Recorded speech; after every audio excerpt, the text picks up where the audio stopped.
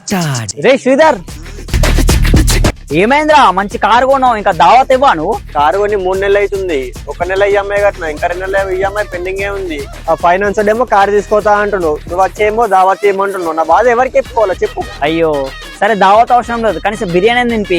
అబ్బా సరే నడు, కారు అమ్ముకొని వద్దాం. అరే ఇంత చిన్న దానికి కారు ఎందుకు అమ్ముకోవడం? మరి ఏం చేయమంటావు?